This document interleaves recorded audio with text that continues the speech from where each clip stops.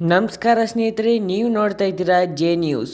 ಸ್ನೇಹಿತರೆ, ನಿನ್ನೆ ಸಚಿವೆಯಾದ ಲಕ್ಷ್ಮೀ ಹೆಬ್ಬಾಳ್ಕರ್ ಮೇಡಮ್ ಅವರು ಮೀಡಿಯಾ ಮುಂದೆ ಮುಖ್ಯವಾದ ಮಾಹಿತಿ ಕೊಟ್ಟಿದ್ದಾರೆ ಎಲ್ಲ ಗೃಹಲಕ್ಷ್ಮಿಯರಿಗೆ.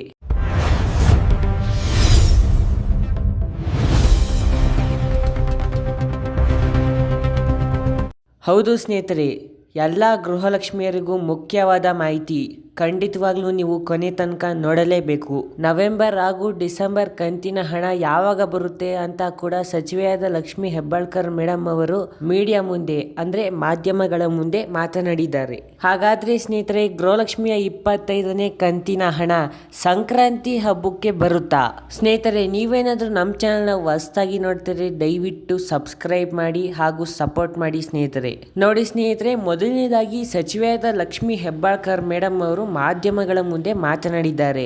ನೋಡಿ ಸ್ನೇಹಿತರೆ, ನಾವು ಶೀಘ್ರದಲ್ಲೇ 2 ಕಂತಿನ ಹಣ ರಿಲೀಸ್ ಮಾಡ್ತೀವಿ ಅಂತ ಸಚಿವೆಯಾದ ಲಕ್ಷ್ಮೀ ಹೆಬ್ಬಾಳ್ಕರ್ ಮೇಡಮ್ ಅವರು ತಿಳಿಸಿದ್ದಾರೆ.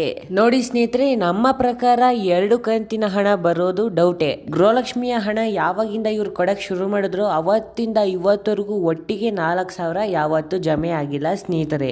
ನೋಡಿ, ಸಚಿವೆಯಾದ ಲಕ್ಷ್ಮೀ ಹೆಬ್ಬಾಳ್ಕರ್ ಮೇಡಮ್ ಅವರು ಓದ್ಸಲಿ ಕೂಡ ಇದೇ ತರ ಹೇಳಿದ್ರು, ಆದ್ರೆ ಬಿಡುಗಡೆ ಮಾಡಲಿಲ್ಲ ಸ್ನೇಹಿತರೆ. ಹಾಗಾದ್ರೆ ಗೃಹಲಕ್ಷ್ಮಿಯ 25ನೇ ಕಂತಿನ ಹಣ ಯಾವಾಗ ಬರುತ್ತೆ ಸ್ನೇಹಿತರೆ? ನೋಡಿ ಸ್ನೇಹಿತರೆ, ಗೃಹಲಕ್ಷ್ಮಿಯ 25ನೇ ಕಂತಿನ ಹಣ ನಮ್ಮ ಪ್ರಕಾರ 15ನೇ ತಾರೀಕು ಅಂದರೆ ಸಂಕ್ರಾಂತಿ ದಿವಸ ಬರುವ ಸಾಧ್ಯತೆ ಇದೆ.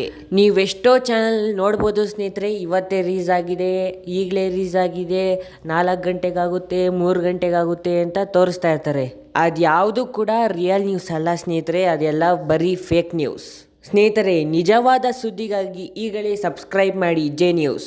ಹಾಗೂ ನಿಮ್ಮ ಯಾವುದೇ ಡೌಟ್ಗಳು ಇದ್ದರೂ ಕೂಡ ನಮಗೆ ಕಮೆಂಟ್ ಮಾಡುವ ಮೂಲಕ ತಿಳಿಸಬಹುದು ಸ್ನೇಹಿತರೆ.